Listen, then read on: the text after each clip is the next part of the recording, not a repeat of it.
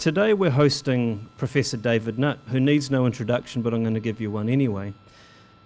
David's talking about drugs without the hot air, minimising the harms of illegal and illegal drugs. Here has a book. It's what you do. You do books. And David is an internationally recognised expert on the effects of drugs on the brain, and he is currently Professor of Neuropsychopharmacology at the Imperial College in London, which apparently is different to being a pharmacist, because we have a pharmacist here, and I thought I could hook each other up and know what they're talking about. But apparently that's very different.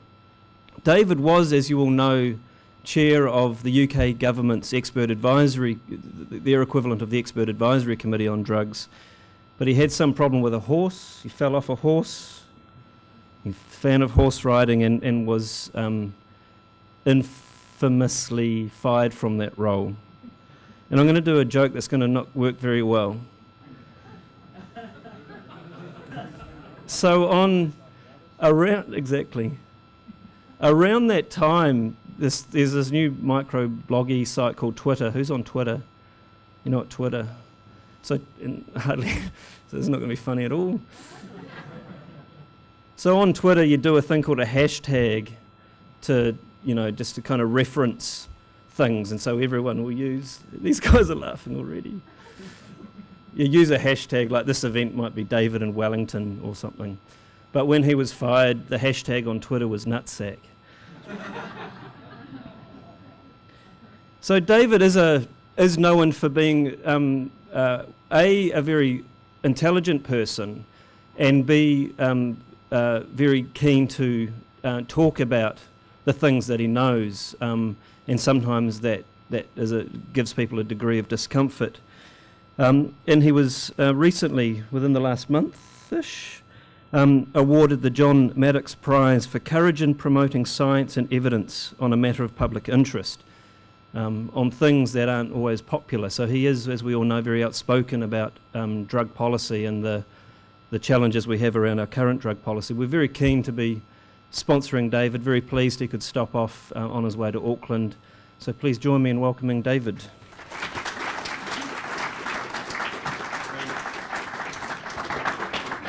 This is switched on, so you can hear me all right? Yes, good. Okay, great. Yeah, well, thanks for the invitation. It's lovely to be here. It's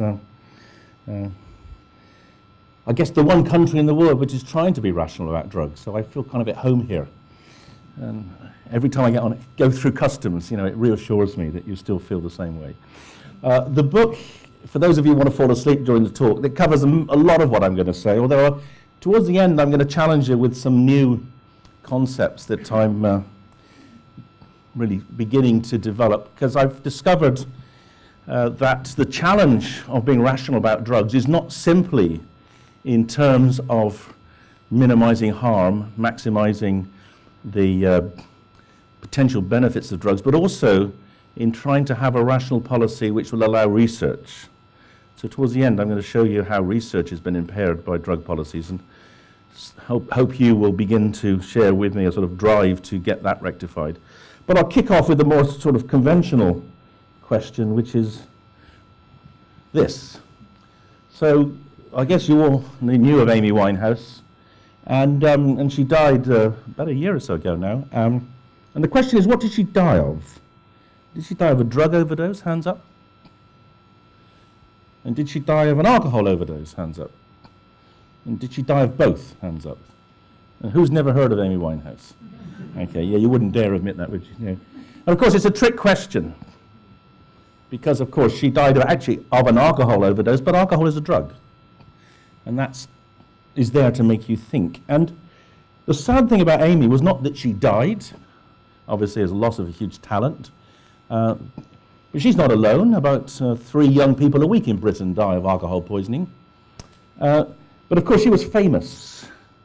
And her case is a fascinating case for several reasons. The first is that she died in recovery. So she met the current British government's criteria for having recovered from her addiction, which was largely to alcohol. So she was cured. And like many people who are cured, they lose tolerance to their drug of choice. So when she relapsed, a blood level of alcohol of 450 milligrams percent killed her, which it wouldn't have done when she was drinking because she'd have been tolerant. So she illustrates the challenge of a simplistic recovery agenda. Many people can stop taking drugs, but that doesn't mean that they're cured, and it doesn't mean that they've lost vulnerability, as she shows. The second point about her is that she's famous. And so why did we not use her death to tell people about the dangers of alcohol? And, well, of course, the answer to that question is no one would pay to do so, because certainly the drinks industry weren't interested in promoting her as an image of what happens when you drink too much. And the government, my government, it currently is so beholden to the drinks industry that it would be terrified even to have such a thought. So that's why I show her image as much as I can, because I think this is a very important sign. At least now someone knows someone who's died of alcohol poisoning. So I want to talk about this issue because it's a very important issue. What is a drug? Many people do not think alcohol's a drug. And you ask them why, and they say, well, yeah, because it's legal, of course.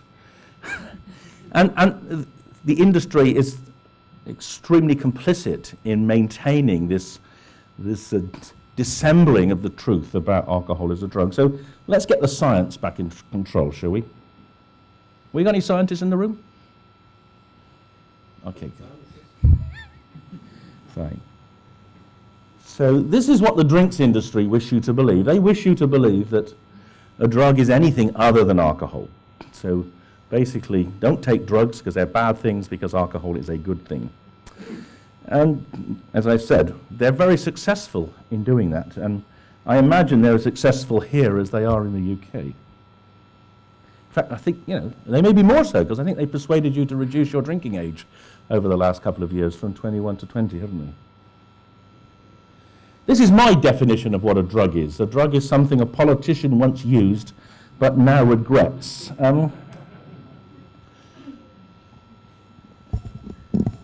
That's David Cameron on a playing card.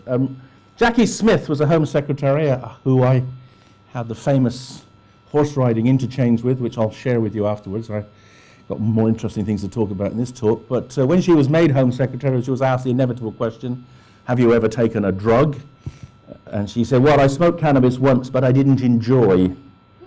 But at least she inhaled, which is more than Bill Clinton, but so she's smarter than him. She knew what she was supposed to do. But the interesting thing is that so it was, why did you smoke cannabis then, Jackie, if you didn't enjoy it? And she won't give an answer to that. But my view is that that's what you had to do to get into the Labour Party in Oxford at the time. And then there's David Cameron, our Prime Minister. And he said, I did things when young I shouldn't have. We all did. And that is a wonderful statement, because the we in that statement is what we call the Eton we. So Eton is a very famous school. It's a bit like Christchurch. It's the school where all the top, actually most of the Tory front bench have been. And they all did things there that they shouldn't have done. And actually, the interesting thing about David, although he doesn't tell us what he did, we know what he did, because it was in the newspapers when he was in Eton and when he was in Oxford. And David was a fan of every drug whose name began with the same letter as his surname. Yeah, there's more than two. So what I say, well, I'm a pharmacologist, psychiatrist, I say a drug's a chemical which, when taken, produces changes in the physiological systems. In the context of the discussion about drugs, we're talking about the brain, and normally people take drugs because they make their brain feel better. But of course drugs, and all drugs, have harms. And it's the balance between harms and benefits that we have to discuss today. So here are two other deaths from drugs, in addition to Amy. Now the one on the right is a girl called Leah Betts, who died on just after her 18th birthday of water poisoning following taking ecstasy. She took 2 ecstasy tablets on her birthday. We think 80 milligrams At the time, the information being given to young people was if you got dehydrated when on ecstasy through dancing all night, that you might die through dehydration and hyperthermia. And so that information was correct if you were dancing, but when she was just at home organizing her house for her 18th birthday party, that was inappropriate harm reduction advice. But she took it and she drank 7 liters of water that afternoon, and she died of brain edema caused by overhydration. The guy on the left is another guy who died of alcohol poisoning. He was in the Exeter University golf team. He played a golf match against another university, and then did what many idiotic young men do. Particularly if they're in teams, he got into a drinking game, and he lost the first round of the drinking game, and the forfeit was to drink some more, which meant he lost the second round because he was even more drunk. So they made him drink some more, and then before the finish of the third round, he died of alcohol poisoning. On the right-hand side, Leah. That's a picture of Leah when she's 17, and it's a picture on billboards all over the country. Now, I guess, how many of you here had heard of Leah Betts? None of you have ever heard of Gavin Britton. You have heard of Gavin. Fantastic. Not not when he died or through other talks since. You heard of Gavin. Okay. So we have one, but the fantastic knowledge of Leah right around the world, the fact that her face is on billboards, so alongside tobacco advertising, etc., is amazing.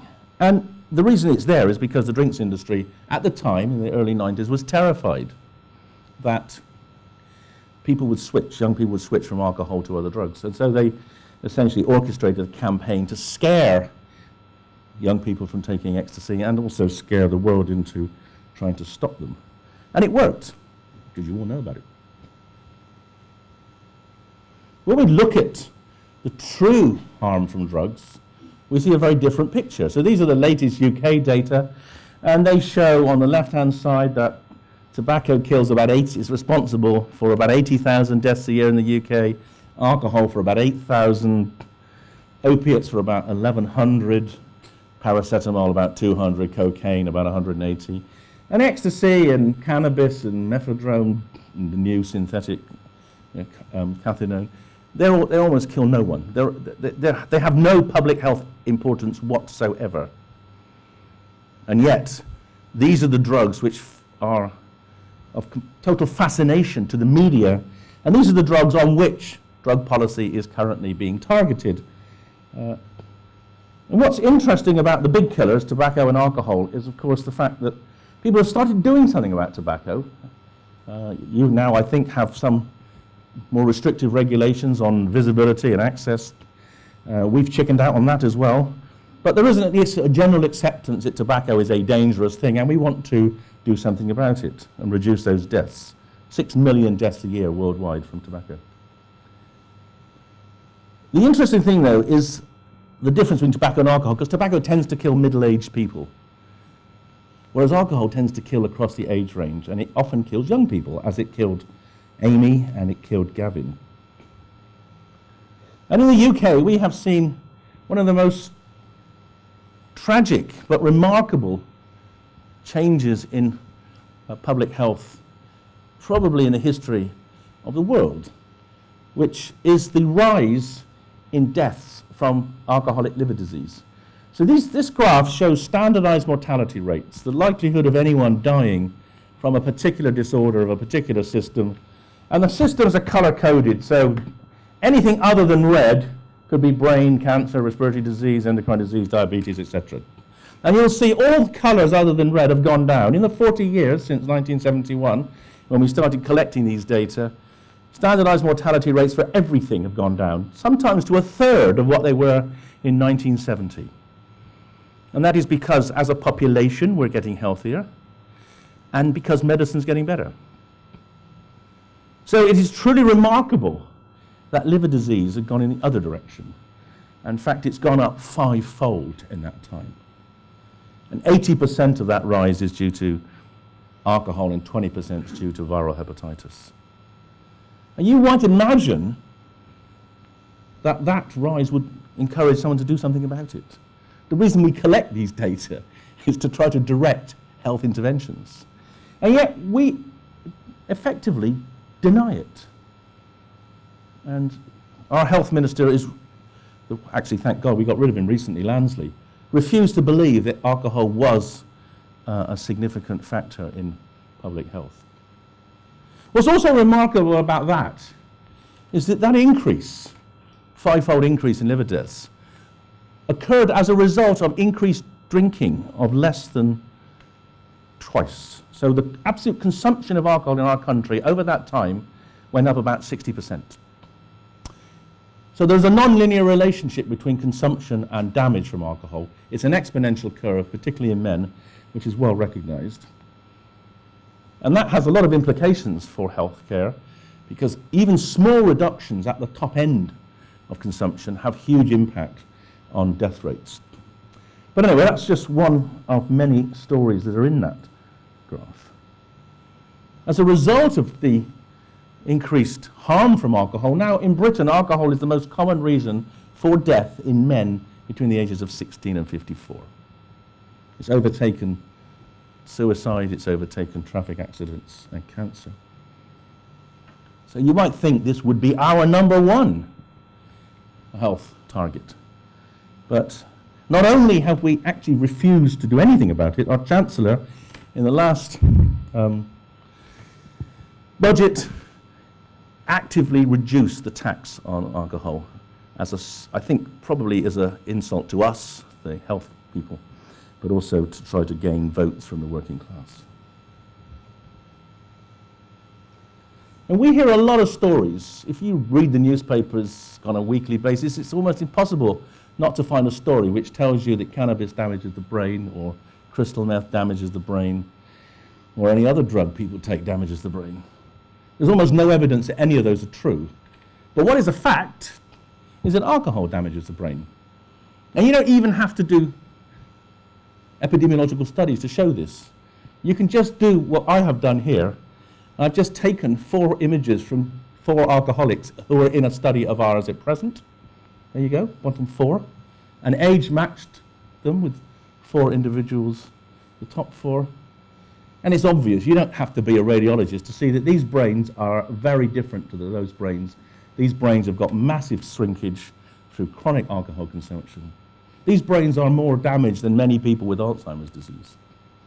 So there's no alcohol we have known for the last 150 years damages the brain, but we don't talk about it.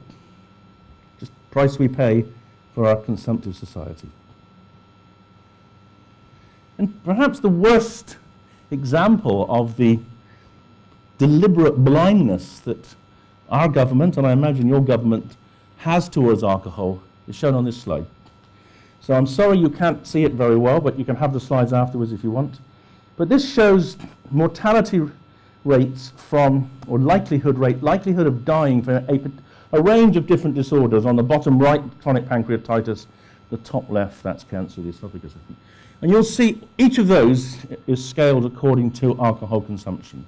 And you can see for each of those 15 ways of dying, there is a strong relationship, sometimes an extremely steep relationship. Here's cirrhosis, men and women, very steep relationship. Hemorrhagic stroke, very steep relationship. Oropharyngeal cancer, between consumption and likelihood of dying. So overall, with many different ways of dying, alcohol causes an increased risk. In fact, the only area of human death that isn't similarly affected is ischemic heart disease, the top right. And this is the so-called J-shaped curve here. Well, it's kind of not very J-y, but there is some protective effect of alcohol in middle-aged men. And that effect there was considered sufficient evidence by the Blair government to refuse to countenance any change in alcohol policy. So all the other deaths are irrelevant because there is this small effect. And in fact, the drinks industry has been so effective at highlighting that possible benefit that many people now think they should drink in order to get the benefit. They think that what used to be our thresholds, recommended maximum intake, they've now been reframed as desired targets because the drinks industry has dissembled so massively around the health harms of alcohol. So I'm going to tell you the truth now. If you, the middle-aged men in the audience, I can see a few of them, right, so if you want to maximize, I'm looking at some of them now in the suits, if you want to maximize that benefit, you must consume no more than a third of a standard New Zealand standard unit. You cannot buy that little alcohol in a bar, so what you do is you buy 1 glass of wine and 3 straws. And then not only do you get the health benefits, but you also get to meet your friends and neighbors more intimately. Now what about cannabis? This is the man that fired me. This is Alan Johnson. He's smoking a spliff, of which I'm one of the people being burnt alive there. And cannabis is a fascinating comparator to alcohol because, of course, it's also a very widely used drug, particularly, I gather, in New Zealand. In Britain, the consumption of cannabis, at least as indicated by the number of users, has gone up 20-fold in that period of 40 years, going back to 1971. So remember, alcohol consumption hadn't actually doubled, but liver deaths had gone up 5-fold. Cannabis consumption has probably gone up 20 times. So you might imagine that there will be some measurable health outcome from this. Well, I showed you the mortality data, and there isn't any. And that presented the last government with a real challenge, because they were absolutely determined that they would be hard on drugs and be shown to be hard on drugs by being hard on cannabis. So they had to create some evidence of harm in order to justify their policy. And what they tried to do was raise the spectre of psychosis and schizophrenia, that cannabis causes schizophrenia. Now, we said, well, of course, that's a tenable hypothesis. Actually, there's one study in the world, the Swedish conscript study, that is potentially able to talk to that. And in fact, if you take that data at face value, then there is a small contribution of cannabis use to schizophrenia. It's probably an artifact of the way in which cannabis was used back in those early days in Sweden. But anyway, you could maybe argue that there is a small effect. But if you look at the UK database, so this is an MRC-funded database of about a third of all general practices in the country, you see that over that time, when there's been a 20-fold increase in cannabis use, there is no increase in schizophrenia. There is no increase in psychosis, whether you look at incidence or prevalence. And that is true in every Western country, including, I'm sure, if you have the data in New Zealand, but I don't know if you keep that data. So nowhere in the world has this massive increase in cannabis use been associated with any increase in anything, really. However, if you do believe the Swedish conscript data, then you would come up with this health measure. You would say, as we did, that in order to prevent one case of schizophrenia, you've got to stop 5,000 young men or 7,000 young women from ever smoking cannabis. Now, that ain't an easy thing to do. It's a completely stupid approach in terms of public health, because the number needed to treat is 5,000. And no one in their right mind would try to do this through criminalizing the users of cannabis. But that's what we did. We now have 1 million young people with criminal records for cannabis conviction. And they're an underclass. They're not just an underclass, they're a black, an Asian underclass, and they have very little hope of employment because of their criminal records. And so what do? They do what all underclasses do. They deal drugs. So we've actually magnified the problem by having this ridiculously punitive approach to a drug which, as far as we can see, has almost no health harms. So how can we assess the harms of drugs? Well, over the years, I've done this in a number of ways, and this is the best we've managed to achieve so far, which is this new multi-criteria decision analysis approach, where from first principles, with a group of experts, we essentially developed a knowledge base which could summarize the harms of all drugs into 16 different criteria. 9 of them are the harms the drug does to the user, and they range from killing you to making you dependent on it, to making you lose your job, etc. And there are 7 harms to others, and those range from healthcare costs to deforestation in Brazil or Colombia or wherever cocaine is grown. And from that, we were able, in a quite a complicated process, to rank 20 drugs and then weight on all these 16 criteria, then weight the criteria, and we came up with this graph.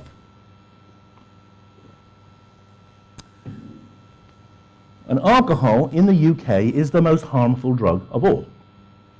And that's because of the red bar. The red bar is the best estimate we have of the harm of each drug to UK society.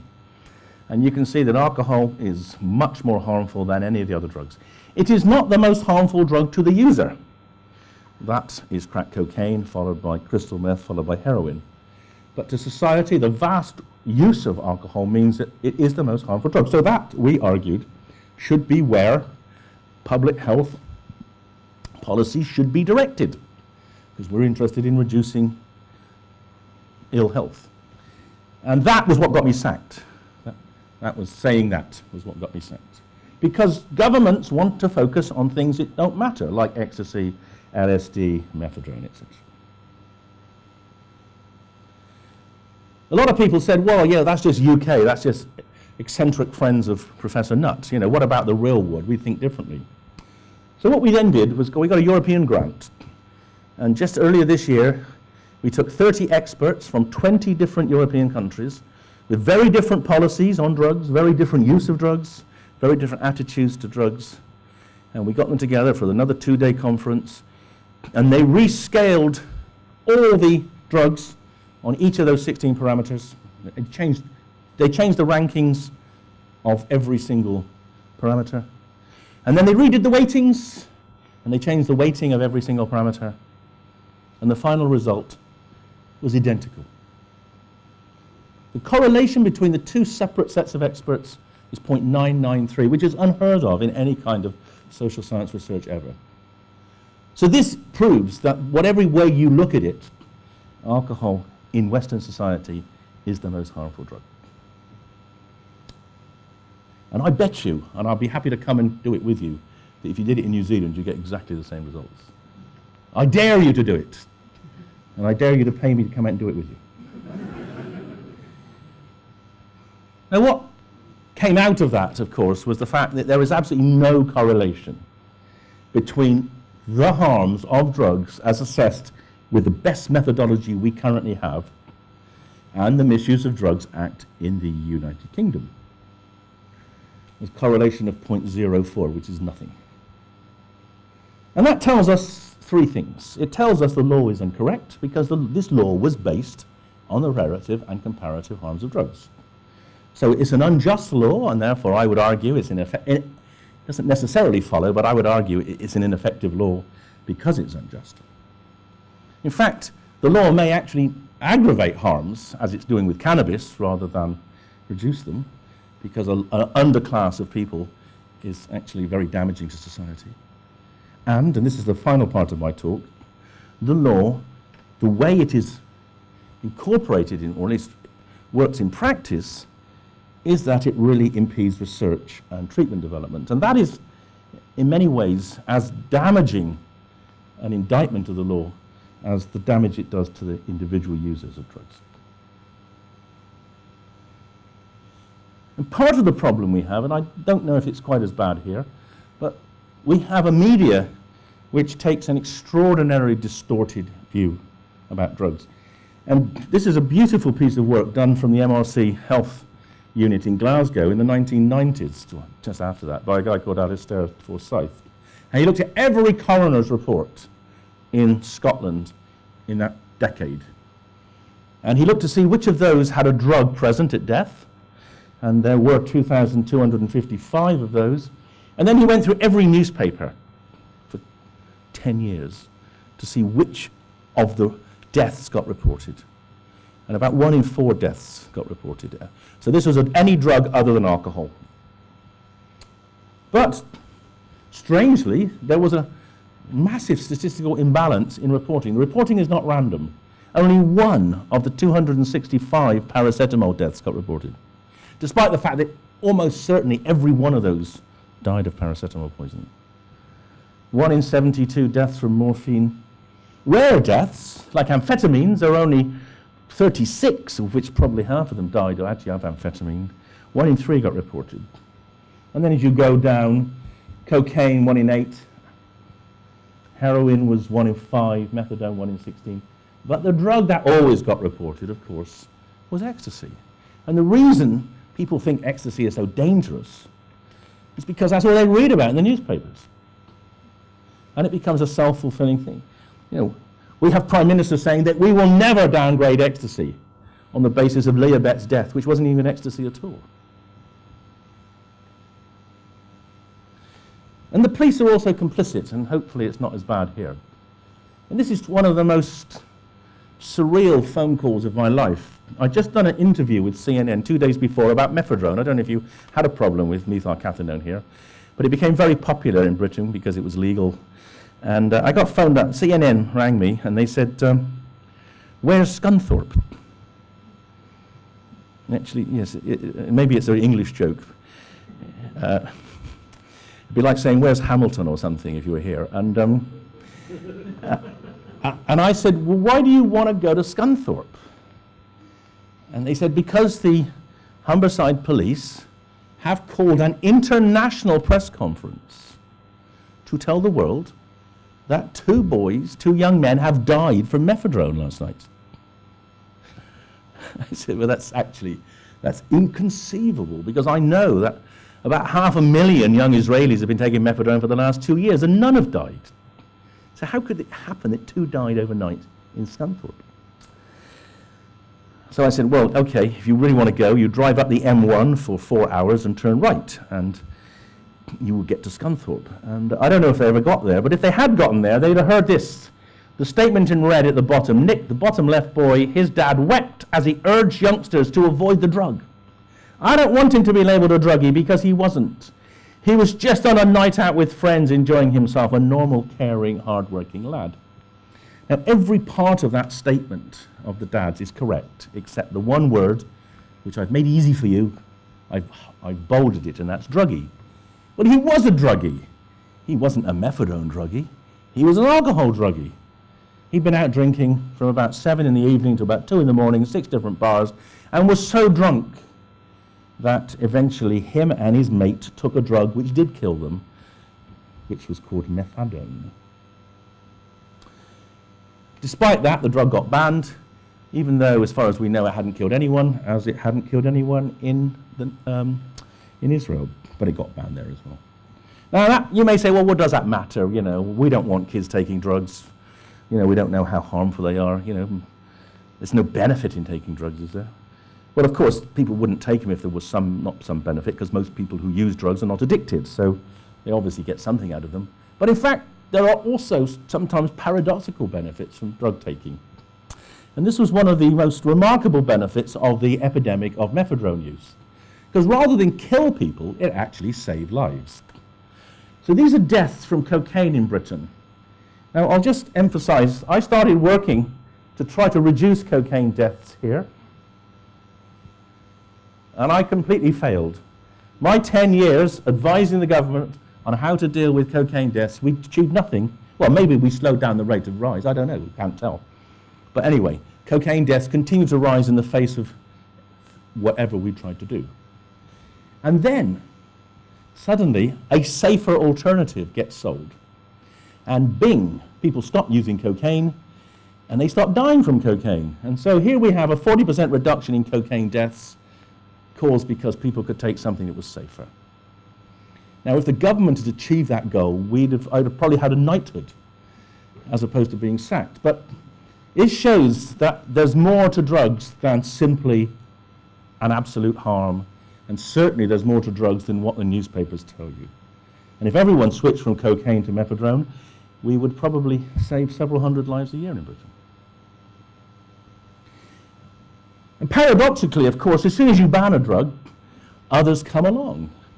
And what's happened in Britain is that the replacements for methadone have been progressively more toxic. So mephedrone was replaced by naphthalene and then by PMMA. So this graph is my estimate of the relative harms of these popular stimulants, with cocaine hydrochloride, the dotted line being 100. Crack more harmful, crystal meth more harmful, amphetamine less harmful, mephedrone less harmful. The substitutes for mephedrone have systematically been more harmful. So now we have had probably 5 times more deaths from PMA and PMMA than we have from mephedrone. You cannot predict the safety of new drugs because they're new. You can predict the safety of old drugs. And the other point, and this is really what my current campaign is, to bring an age of enlightenment to the drug debate. Because almost all the drugs we ban have potential as treatments. Now, cannabis is the most obvious. Cannabis has been a medicine for 4,000 years. When, in the 1961 UN Convention, it was said not to be a medicine, that was a lie. That was an absolute lie. But it was a lie that countries were prepared to go along with because they didn't care or they just wanted to appease America. But we know there are many uses for cannabis, and we know there are millions of people worldwide who are denied access to it or to them because of its illegality. But other drugs have value. MDMA for PTSD, psilocybin for depression, cluster headaches, OCD, LSD for terminal illness, ketamine for depression, etc. Mephedrone was being developed as a treatment for addiction before it was banned. The data shows it probably would have been a useful treatment for cocaine. It could have been a subutex for cocaine. And I think that the censorship of research, which has occurred as a result of the UN conventions, is the worst censorship of research certainly there's ever been in what you might call the proper modern scientific period.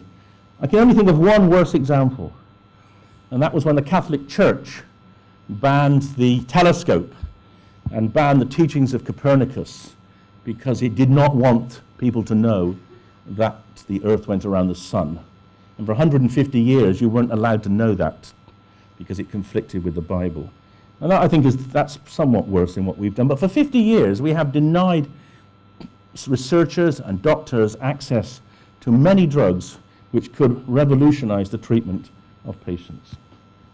And if you want to read more about this and the justification for the statements I'm making, read this paper I wrote recently in Nature Reviews Neuroscience, which not only explains the whole background to this, but also gives you a lot of the possible therapeutic benefits.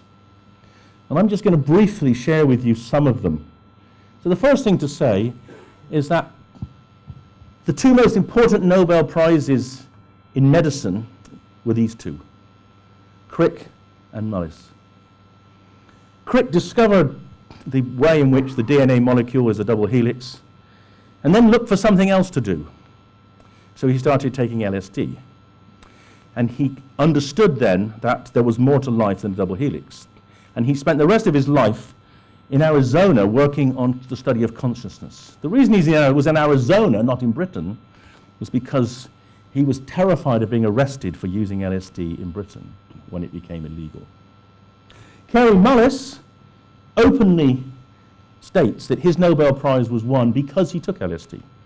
And he describes vividly seeing the PCR reaction, so there's only one of you in the audience who know what that means. But the PCR reaction is the reaction that allows you to know whether, when you eat a hamburger, it's actually from a pig or a cow, or a horse as it is in Britain. Because you can now use every part, everything in life science, from where kiwi fruits come from to what you might suffer from the side effects of medicine, is driven by the ability of Kary Mullis's PCR reaction to rapidly allow you to detect DNA. And he saw the replication of DNA in a trip, and he said, I can do that in the test tube. And he did, and he got the Nobel Prize. And I sometimes think, maybe if some physicists had been allowed to take LSD, we might have, the Higgs boson might not have been so elusive, you never know. It might have. And the reason I say that is this quote from Einstein. No problem can be solved from the same level of consciousness that created it. And there is no doubt that drugs change consciousness, and changing consciousness makes you think differently about the world. And of course, that's one of the reasons these drugs are banned. And in fact, when LSD was discovered in 1942, it became immediately obvious to the scientific community and to the pharmaceutical company Sandoz that this was a remarkable drug. It would transform our knowledge of the brain and consciousness, but also could open up many avenues for treatment. And they made it available. They gave the drug away so the scientific community could explore its use. And they did. There were 1,000 papers, 40,000 patients, 40 books, massive interest in the use of LSD therapeutically in the 1950s. And here's an example. This has only recently been published. This is a meta-analysis of the 6 LSD treatment trials for alcoholism. And it shows an effect size for LSD as good as anything we have today. But it's not available. It hasn't been available for 50 years. And you see, well, given that success rates in treating alcoholism are around about 10%, wouldn't it be sensible to have an alternative strategy? But we don't have it because it's been banned. In fact, there's only been one study in the last 50 years on LSD, and that wasn't a therapeutic drug study.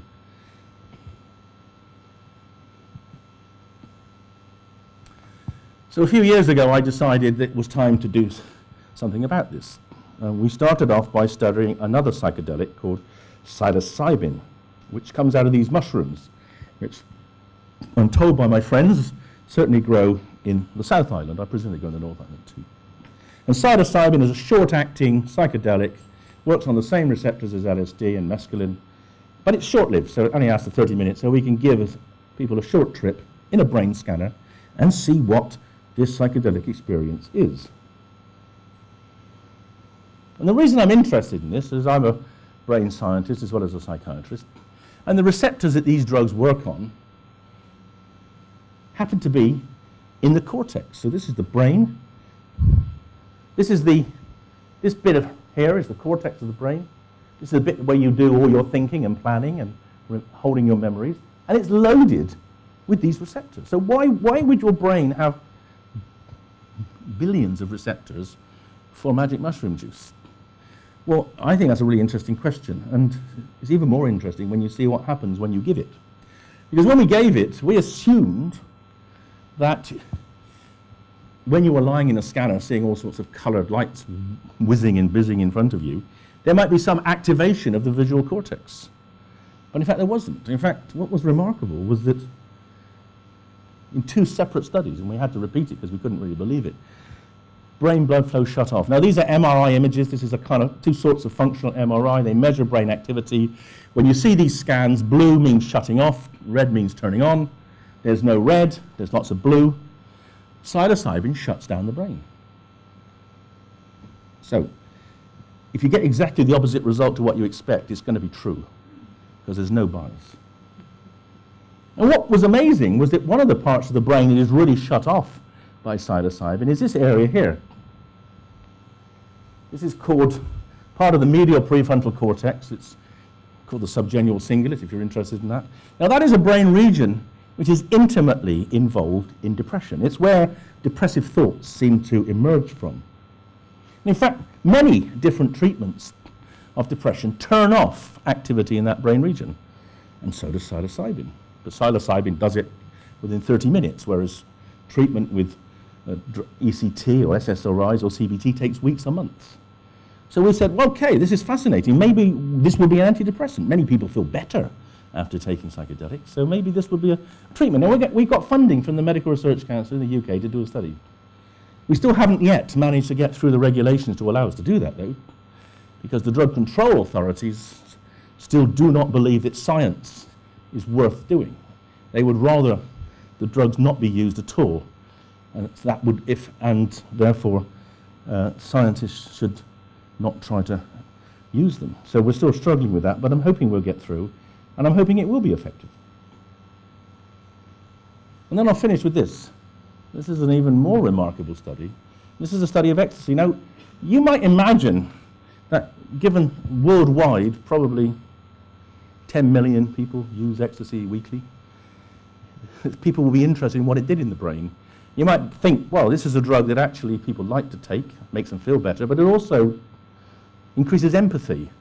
And since it's the only drug we have that increases empathy, you might think that psychiatrists would be interested in the neural basis of empathy, and people want to know where it came from in the brain and why MDMA did it.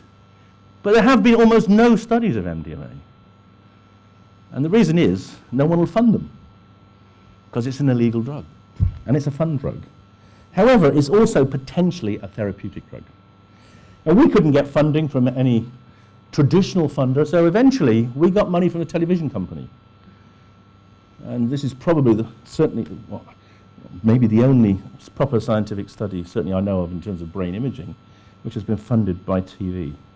So we did it to show people, to show viewers the process of science and also educate them about the brain. And this is the most downloaded Channel 4 program in history.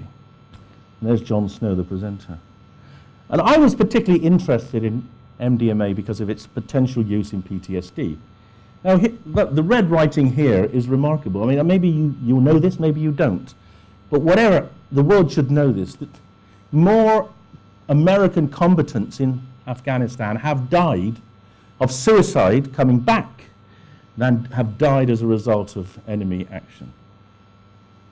And that's because they're fighting a war which has no purpose, an enemy they can't see, and they're seeing their colleagues and friends mutilated by explosive devices, etc., for no obvious gain. So the traumatic consequences to soldiers of these kind of wars are overwhelming. So we should be doing something about it. And treating PTSD is not easy. A lot of people don't get better. However, there was one fascinating recent study from the States, and this is using non-military PTSD victims. These are people who've been through 2 separate treatments for PTSD, neither of which have got them well, who were then randomized on the left-hand side to placebo, on the right-hand side to MDMA. They get 2 sessions of MDMA, 2 psychotherapeutic sessions, traditional psychotherapy for PTSD, but they get 2 of them under the influence of MDMA, or in the placebo group under the influence of a placebo, which was methylphenidate Ritalin. And what you see is that just those 2 exposures to MDMA produced significant remission in almost all the people who'd been effectively treatment resistant before. So this is a really profound effect of a drug. And they stayed well. In fact, some have stayed well for up to 4 years. And I've talked to soldiers who have self-treated with MDMA. They've just gone out and found it and used it themselves and have benefited. So how does MDMA work in the brain? Well, here you see the results of this study. So this is the first study that's looked at just the effects of MDMA in the brain. And what you see, again, it's all blue. There's no red, it's all blue. Where it's blue at all, where there's any changes. But the blue changes here are in different parts of the brain to the blue changes from psilocybin. These changes are subcortical, they're more in the limbic system, they're in parts of the brain like the insula and the amygdala, which regulate emotions and emotional responses. And that's, of course, what you might predict, because MDMA is not psychedelic, it doesn't produce visual disturbances, but it does change emotions, which are deeper in the limbic system. So there you have it. MDMA turns off emotional centers of the brain, which is presumably why it works. And in this study, we were able to look at the effects of MDMA on negative memories. And on the bottom right hand here, you see that MDMA, the purple bar, reduced the intensity, the negativity of bad memories. So in normal people, we can see a biological effect of the drug, which we think could underpin its ability to work in PTSD. Because what we know is that when it is used, it allows people to live the experience without having an overwhelming emotional response. And you cannot overcome a traumatic memory without re-engaging with it, but you have to stay re-engaged. And many people who fail treatment, they fail because the memory is so emotionally overwhelming that they can't stay through the treatment. So we think this may help them stay through the treatment. And so this could be the neuroscientific underpinning of why MDMA might work in PTSD. And we can even point out that these interactions between memory and emotion occur particularly in regions like the insula or the posterior cingulate cortex. But doing this work is not easy. It's not just difficult to get funding, it's also, we have to do it in the face of political opposition. So here is an MP. I presume you have the same privileges here. So he's allowed to say anything he likes in Parliament, parliamentary privilege. And he is systematically trying to stop our research. So after the psilocybin study, he said, why was Professor Nutt allowed to use an illegal drug in a scientific study? Now, that sends a shiver down my spine, because that's very reminiscent of what the Inquisition used to say to people who didn't believe in the Catholic philosophy of religion. And then he said, after the MDMA program, how could his license be revoked? And these kind of attacks on science, well, they're not usually as overt as that, but I'm pretty certain that there's a pervasive hostility to anything that challenges the preconceptions of illegality through Parliament and often through the civil service, and we have to change that. Now, there are lots of sensible ways forward. I've got a list of them there. They're all in my book. I'm not going to go through them all. But there are evidence-based approaches to drugs which could be used anywhere. As I said, there's a massive evidence base underpinning a lot of those there. You can also put science further in charge. This is a very recent study. We've just submitted it last week to the Lancet. This uses the multi-criteria decision analysis to look at the relative harms of different nicotine products. And you can see here that cigarettes are the most harmful. Snus, electronic systems, and nicotine sprays, etc., are 5% or less as harmful as cigarettes. So we hope this will help people understand that cigarettes should rapidly be phased out and new nicotine delivery systems be phased in. They will save enormous, enormous numbers of lives. And we could also use neuroscience to make a safe alcohol. Alcohol could never be licensed today if it was invented as a drug. It could never be sold if it was a foodstuff. It has a privileged position in our society through historical anomalies and the fact it's part of religious ceremonies, etc. But we could easily get rid of it using modern neuroscientific approaches and have a safe, alternative, gentle intoxicant. Not only that, we could also have one with an antidote. So you could go to a party, have fun, take the antidote, sober up, drive home safely. Totally within modern science, not happening because the regulations don't encourage it. So I'm going to stop. I say again, read the book. All the proceeds go to my charity, which tells the truth about drugs, and I'll take questions. Thank you.